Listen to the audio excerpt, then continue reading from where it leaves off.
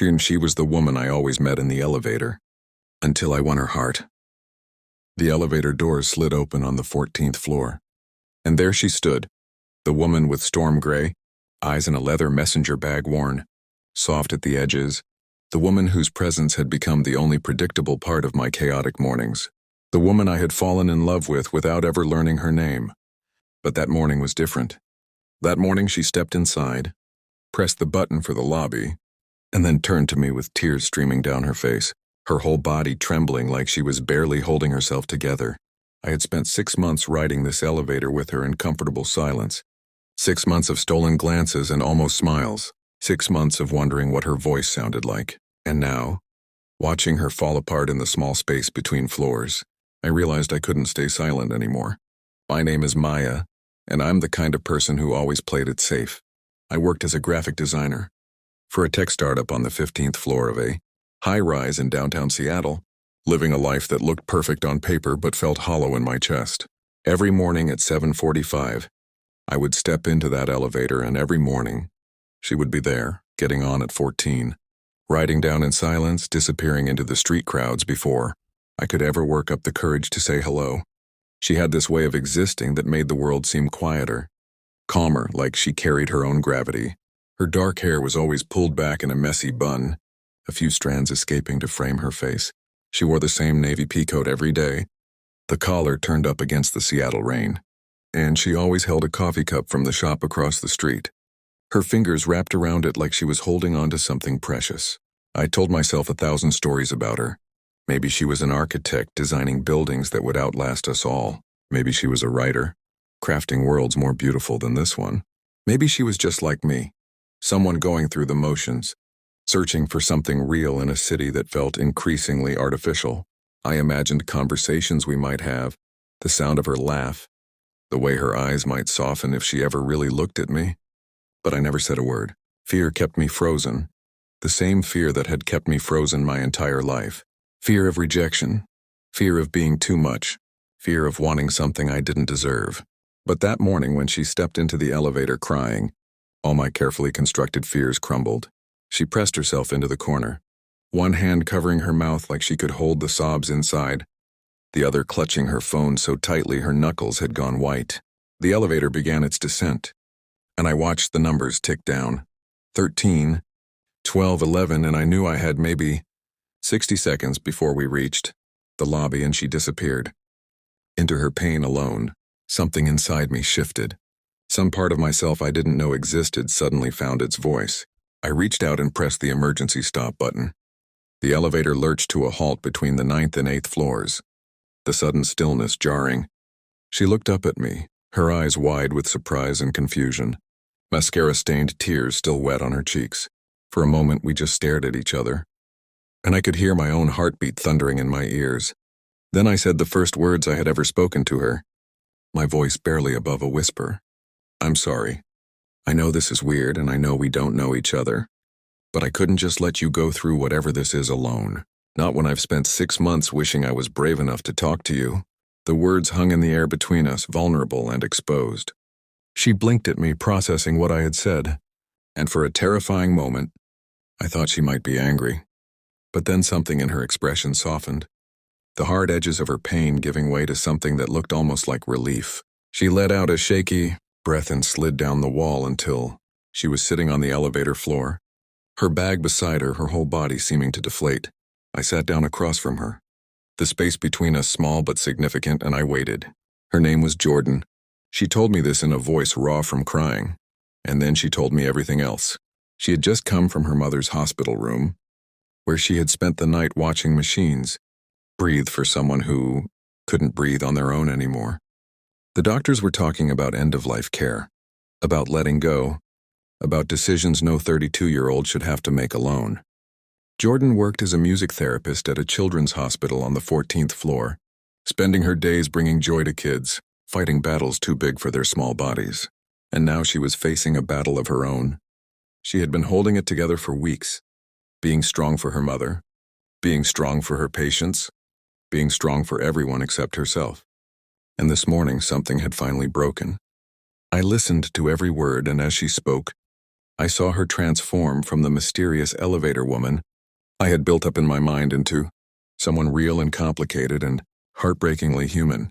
I told her about my own mother, about the car accident 3 years ago that took her before I could tell her I was gay, before I could introduce her to the life I was building, before I could say all the things I thought I had time to say.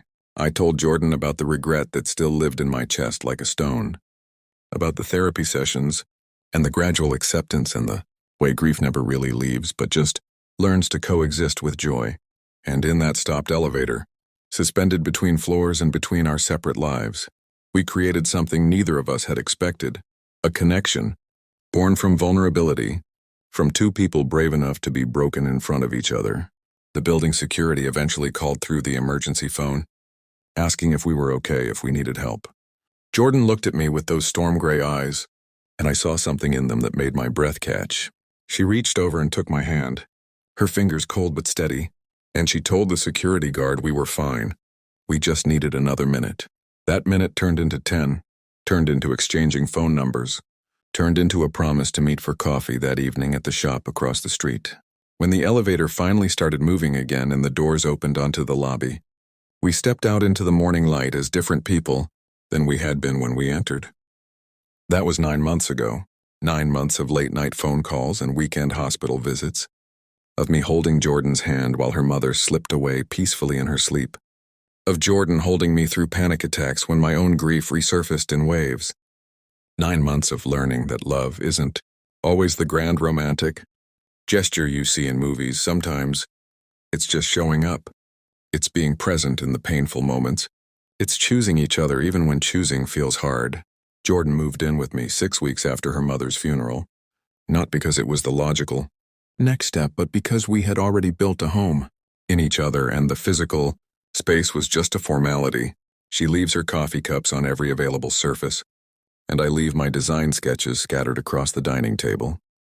She plays her guitar at midnight when she can't sleep, filling our apartment with melodies that sound like healing, and I draw her face over and over in my sketchbook, trying to capture the exact shade of her eyes when she laughs. We have learned each other's patterns and triggers and love languages. We have learned that sometimes the bravest thing you can do is stop the elevator, press the emergency button on your own fear, and choose connection over comfort. If this story touched your heart and reminded you that sometimes the most beautiful love stories begin with a single act of courage, please take a moment to like this video, share it with someone who needs to hear it, and subscribe to our channel. Your support means the world and helps us continue sharing stories about real love, brave choices, and the magic that happens when we choose vulnerability over fear. Last month, Jordan surprised me with 2 tickets to Paris, a city I had always dreamed of visiting but never thought I would see. We walked along the Seine at sunset, her hand warm in mine, and she told me she wanted to build a life with me that honored the people we had, lost by living fully, by choosing joy even in the face of sorrow, by being brave enough to love loudly. She told me she wanted to marry me someday, when we were ready, when the time felt right, but that for now, she just wanted to keep riding life's elevators with me, stopping whenever we needed to, taking our time, never rushing past the moments that matter. I think about that morning often, the morning I pressed the emergency stop button, the morning I chose courage over comfort, the morning everything changed. I think about all the times I almost didn't, all the mornings I stayed silent, all the words I swallowed back down.